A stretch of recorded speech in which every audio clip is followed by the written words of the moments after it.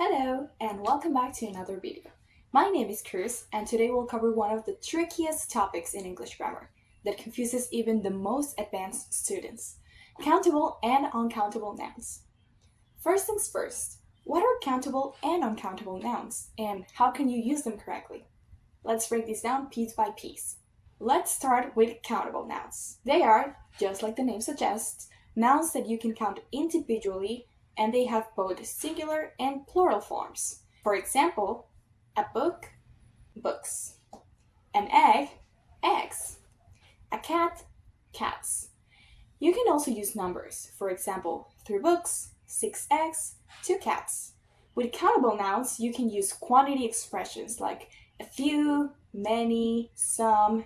You can say, there are a few eggs in the fridge, or I have some books in my bedroom. Just remember to add s or es to make the noun a plural. Quick tip: if you can use a number with a noun, it is probably a countable noun. As for the negative, we use a and with a singular and any with plural. For example, I don't have a dog, or there aren't any chairs. Now let's look at uncountable nouns. Uncountable nouns are different because you don't usually count them individually. They represent substances like water, milk, oil, sugar, or abstract ideas like advice, knowledge, information, love, as well as collective categories such like furniture, luggage, equipment, or fruit. Uncountable nouns are always singular and cannot be used with a number. For example, you cannot say a water or 2 rices. Nobody wants to count 2 rices anyway. For uncountable nouns, use expressions like a little, some, or a lot of. So you can say some water or a lot of rice. The same happens with nouns that represent abstract ideas. You don't say many information, you say a lot of information. Another thing to consider is that some nouns can be countable in English, but countable in Spanish. For example, fruta. In Spanish, it's possible to count them by using a number.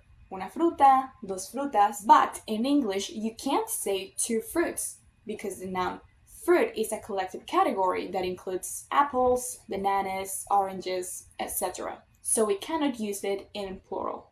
And if it's not possible to say 2 fruits, then how can you express that idea in English? Believe it or not, it is possible to make uncountable nouns into countable.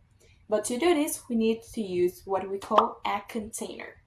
A container is a word that helps us count this kind of nouns like bottle, glass, or bag. Or we can also use a unit of measurement, like kilos, liters, or pounds. Depending on the context and the noun, you can use a different type of container. Let's use water as an example. There are many different containers we can use with it, like a glass of water, a liter of water, a bottle of water, and so on. The same with rice. We can say a bag of rice or a bowl of rice. In the case of fruit, we can say a piece of fruit. And if I want to use a number, I can say 2 pieces of fruit or 3 kilos of fruit. All right, it's time to put your knowledge to the test. I'm going to give you a few nouns and I want you to decide whether they are countable or uncountable. You will have 2 seconds to guess. Are you ready? Bread. Uncountable. Milk. Uncountable. Apple. Countable. Sandwich. Countable. Chair. Countable. Information. Uncountable. Fruit. Uncountable. Computer. Countable. How many did you get right? Write it down in the comments below. Use specific measurements with uncountable nouns. Instead of saying some sugar, try saying a teaspoon of sugar or a cup of sugar. Be aware of language differences. Remember that some uncountable and countable nouns can be different in Spanish and in English. Use a dictionary or look it up on the internet to make sure you are using them correctly. Practice using both forms. Find a noun that can be both countable and uncountable, and practice making sentences in both forms. For example, coffee.